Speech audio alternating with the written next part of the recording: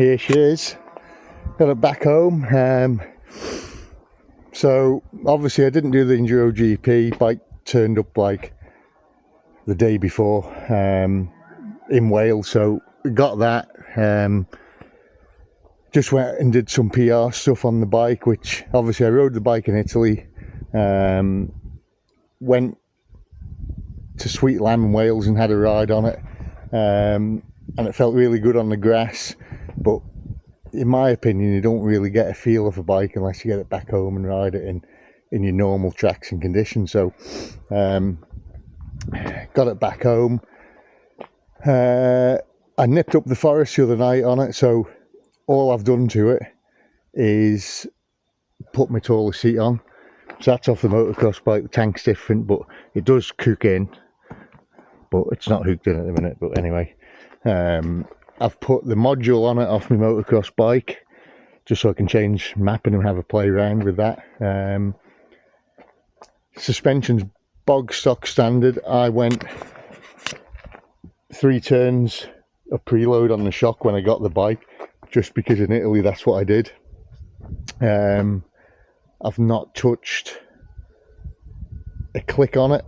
I've not touched anything on it. I've put my other wheels in with mousses, and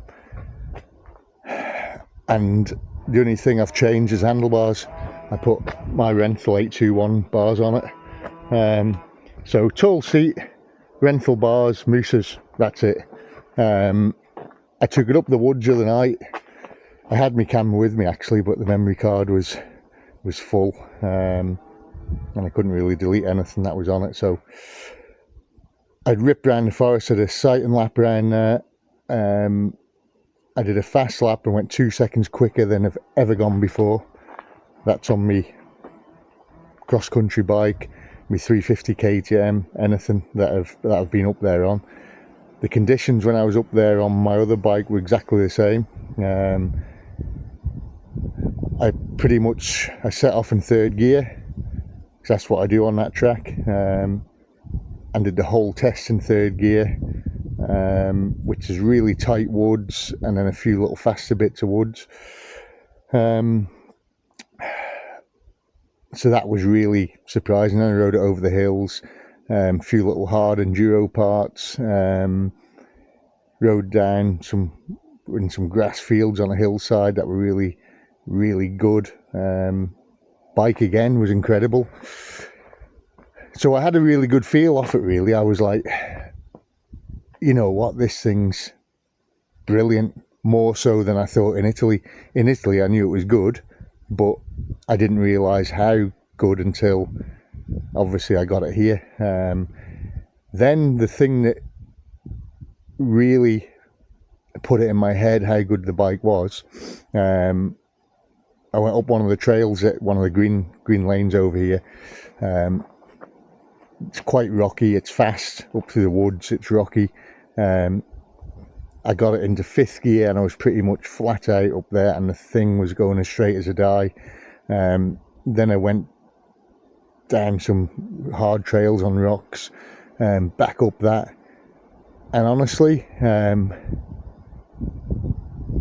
it blew my mind. The power's really smooth on it, it's dead easy to ride. It's got the stock silencer on. More on that in a minute. But I don't think I've smiled as much since probably my 2010 KTM. Obviously all the RFS KTMs. There's one down there, one of my old factory bikes. I just had a massive smile on my face. It's so easy to ride, it's smooth. 450s generally now, you ride them and you're like, oh, the thing's savage and it's hard work and you get arm pump, and not this. It's sort of, normally I think in some conditions I'm like, oh, I'd rather a 250 here if it's muddy or whatever. I honestly think with this, it's bang on. It's fast. You overshoot corners on it, which is a telltale sign that you don't realise you're going as fast as you are, and then you get to the corner and you're like, woof, trying to slow down. So then last night I went to my motocross track. I forgot my camera there, but I will get up there again and I'll get some footage. The track got graded in June. It's not been ridden that much.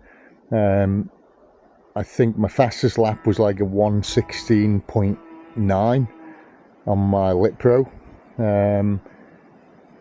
I went up there last night, again, stock suspension, just with the preload left like that. Up in the woods, it felt too high in the rear, like I need to go off 2 laps on the preload. On the motocross tracks, a few big jumps up there and stuff, it actually felt really good, and I could dive the front end into corners and change direction really good, which is what I liked and what I loved on the old orange machine down there. So did a few laps around there already. Probably I think I did 7 or 8 laps just to warm up and make sure no wallabies ran across in front of me. And then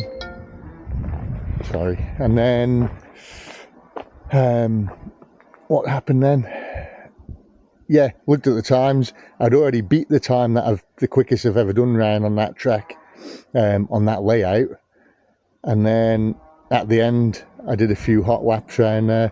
I think I did a 15.3, and then I put the motocross silencer fit straight on it, which I've got in here. I've got it there. Yeah, that's the motocross silencer. So obviously just a different diameter, a bit noisy, but not actually bad. Put that on, smooth the bike out even more, to be honest.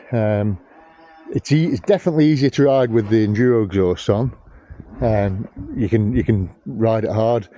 With the motocross silencer, I knocked off pretty much, well, 0.3. I was a 1:15 flat, which is blooming faster around that track, and just effortless, like I could ride it round good. So yeah, that's where we're up to, and trying to get this cannonball sorted, which is another story.